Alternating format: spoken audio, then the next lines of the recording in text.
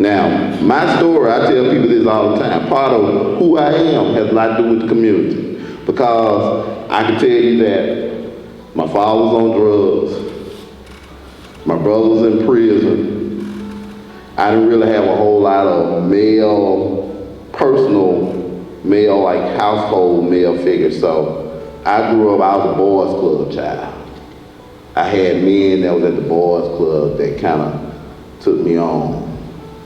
At church, one of the deacons taught me how to drive a stick shift car and different things like that. So I had the community to help me.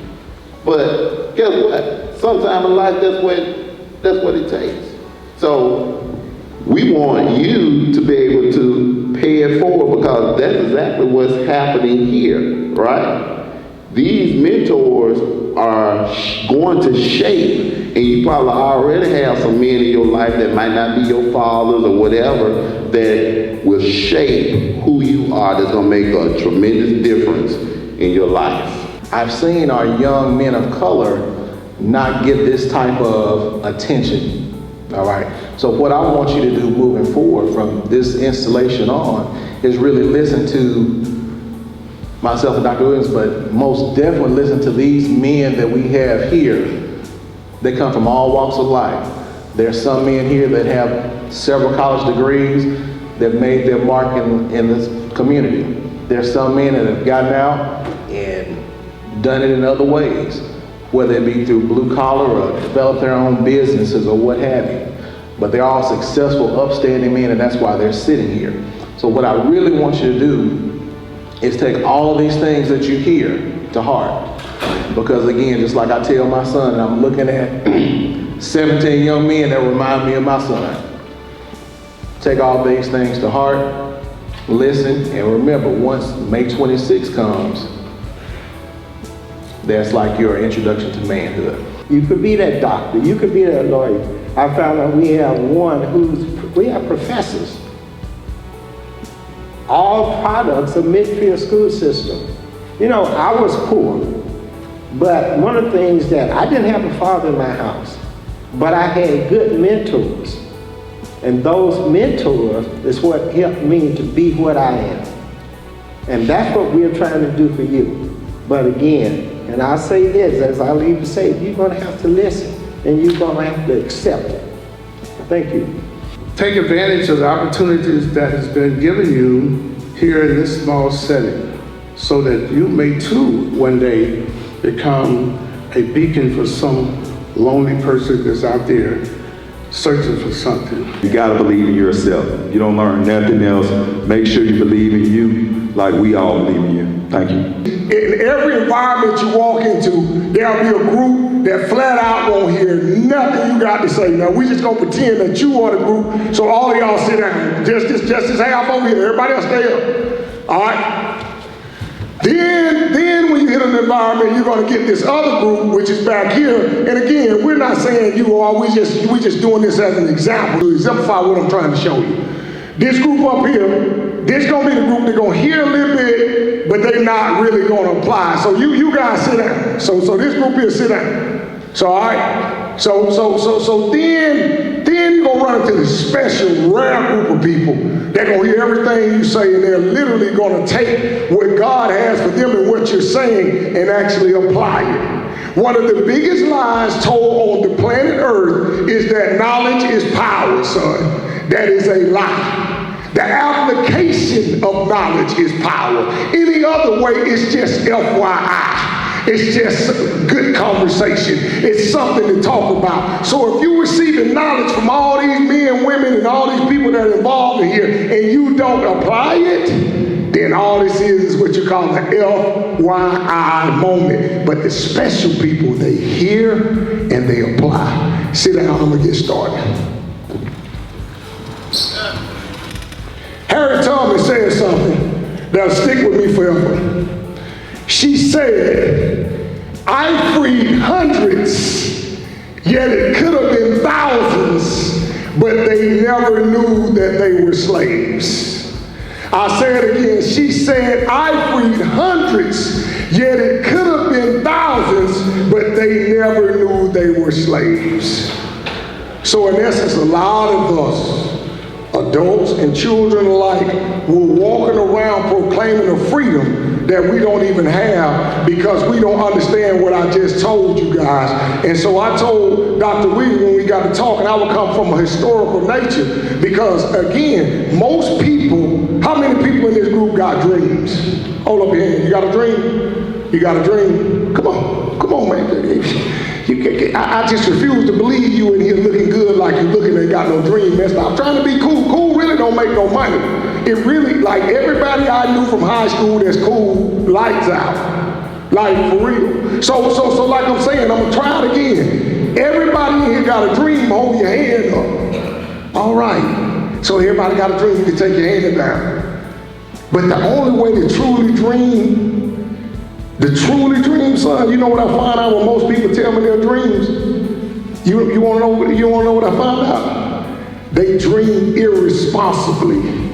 Because if you don't understand the history of what you're dreaming on, if you ain't did no research, if you ain't talking to the right people, if you're not putting yourself in the situation, a lot of kids just are dreaming irresponsible. It is not that you don't mean well, it's just that you've been consumed with the wrong people and you come up with these dreams that you don't even have a clue. Like I train athletes for a living, and it's just crazy to listen to some of them. They don't know what the clearinghouse is, they into the ACT, but you got this dream to go to the NFL and you don't even know how to dream responsible. And watch this, it don't even mean you can't make straight A's. It don't mean you can't make a 30 on the ACT. It just means there are certain things that you don't even understand and you're dreaming about things that you have no context. And the number one problem in our community, and I'm talking directly y'all and all ears can hear, is the reason crime is so high. The reason fatherless and motherless child are at an all-time high, the reason that there's such a lack of accountability in the black community, and I can speak because I happen to be qualified because I've been black 44 years. So watch this. The number one reason for that, in my research and what I believe is we lack self-love.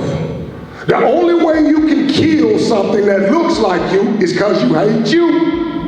There's no way you can sit around and destroy somebody or something that looks and reflects you and made in your image unless you hate you. All right, now, I ain't gonna be one of these old fools just telling you what the problem is. I'm gonna tell you what the solution is. You know what the solution to self-hatred is, son? I wish it was that easy. It's truly understanding where you came from. See, I had an old teacher back at UAB by the name of Horace Huntley. Some people may know Horace Huntley up here. But Dr. Huntley taught me how to love myself through where I came from. Let me ask you this. The man here, I'm going to just use a name, Jay-Z. Would you feel a little pride if you found out Jay-Z was your uncle? Huh? My man here with the glass on, would you feel a little more pride if you found out Beyonce was your first cousin? You feel a little pride in that one. But see, a lot of us, we've only been told that we derived from slavery. So in 1619, we got off the boat, we feel like that's where we started from. Like you don't even realize that those Egyptian temples and all these other things that are manifested over in Africa right now, you don't even realize that's where you come from, and that's why we hate each other and hate ourselves the way we do. See, it took Dr. Horace Huntley to really allow me to reflect and recollect and realize that the history was bigger than Dr. King's dream. It was bigger than the boycott and the marches on Washington. He took me all the way back to Africa to realize, just as I just asked you, if Jay-Z was your uncle, you'll feel a little sense of pride. And the reason we hate ourselves is because you don't know where you come from. If you really knew, I'm going to tell you about some people way deeper that made Jay-Z, go hide in the corner, man. But that's what I'm trying to tell you. But this is what happens when you don't know your history. You hate yourself, and then you find yourself hating people around. I'm gonna bring up the first person because I talked about him a little bit. Who knew the very first black gangster You know, I know y'all listen to the music, NBA, Youngboy, Kodak, and all y'all think they gangsters. I'm gonna tell y'all about real gangsters. You know, you raise your hand, man. Come on, man, listen, man, ain't no sense in us acting like we ain't family up here. You just put something up in there, tell my family. Come on. You think, who? Huey? Boy, I like the way you think. You kind of see where I'm going. He say, Huey what? Huey P. Newton? That's what you talking about? Okay, so you say Huey was the first gangster. And he was. Them boys were all gangsters.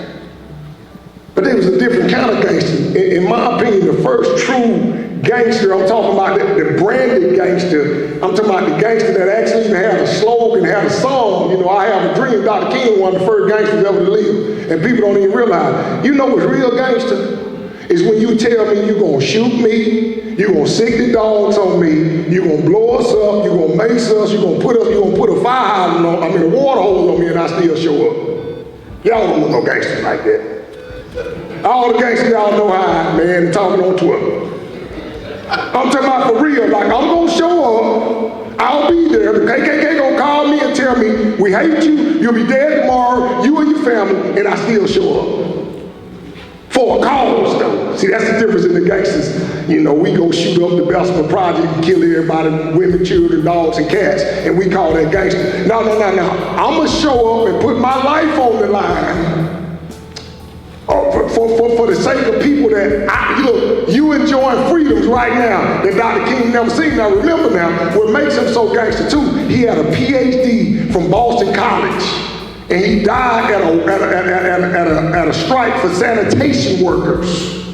So in our society, we say the trash man is the low as the low. But I'm so gangster that I'm going to go on to Memphis when they tell me they're going to shoot me and line it up and still show up on behalf of my people. And the freedom that y'all receiving right now, he never got a chance to even see with a PhD. He could have easily got him a cushy job and say, I'm one of the good black guys. I don't have to die here in the streets like a wild animal. But he did. That's real gangster. So, you know, all this NBA Youngboy, Kodak Black,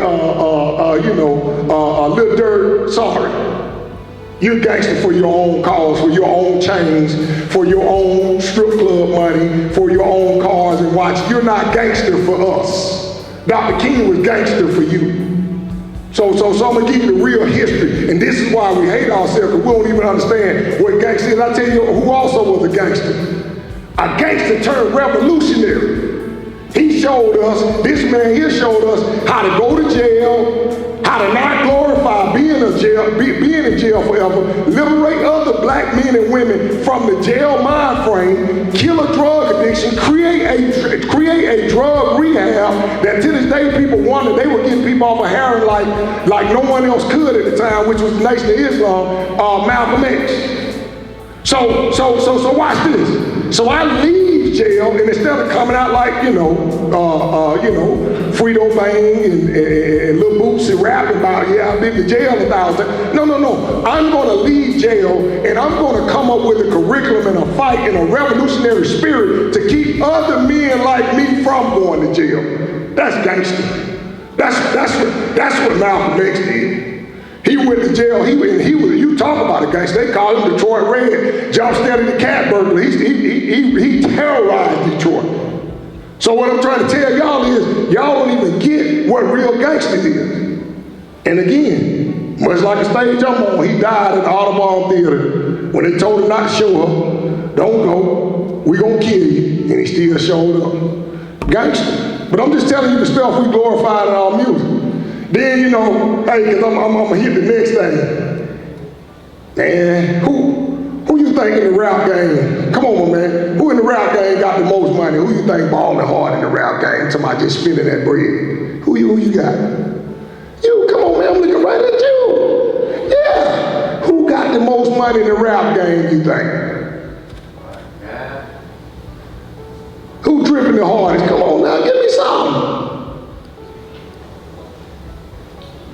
Come on, man, somebody give me something. I know. Who got the bread in the rap game, man? Who you think? Who you think Cash looking up to about, got that money? You got Jay-Z? Can somebody give me another name? Y'all get, huh? Who? All right. Who? Drake, you say Drake got that money. I'm gonna take y'all back to ancient Africa, man, to show y'all. So y'all say them cats balling, right? What you call a lot of money? A cat worth how many millions or how many billions? What you call a lot? Somebody worth 100 million, you think that's a lot of money? What you got? Come on, man. How much is a lot of money? Worth 5 million?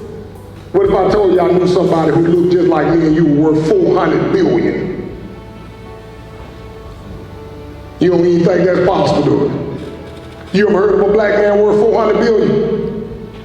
You? When you get some chance today, I want you to look up Mansa Musa. Mansa Musa. Mansa Musa, he was a king. He was a king in ancient Africa. Mansa Musa made most of his money, because I'm gonna use y'all word, by trapping gold, by trapping salt and ivory. He led up the Mali Empire. When he went on, all Muslims are required to go on a pilgrim to Mecca.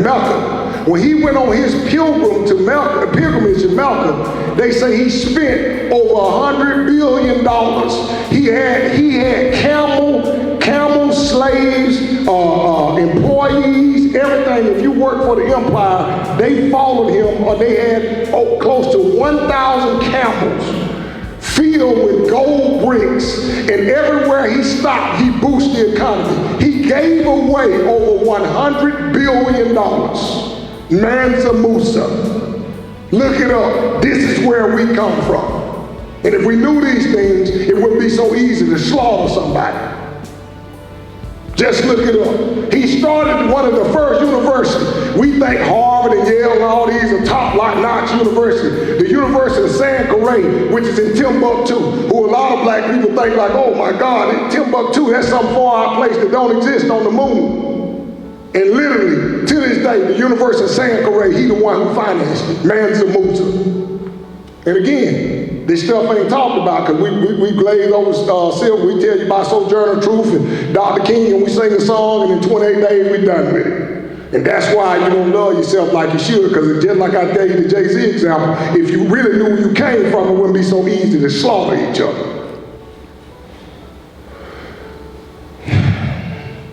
$400 billion, man. You heard what I said?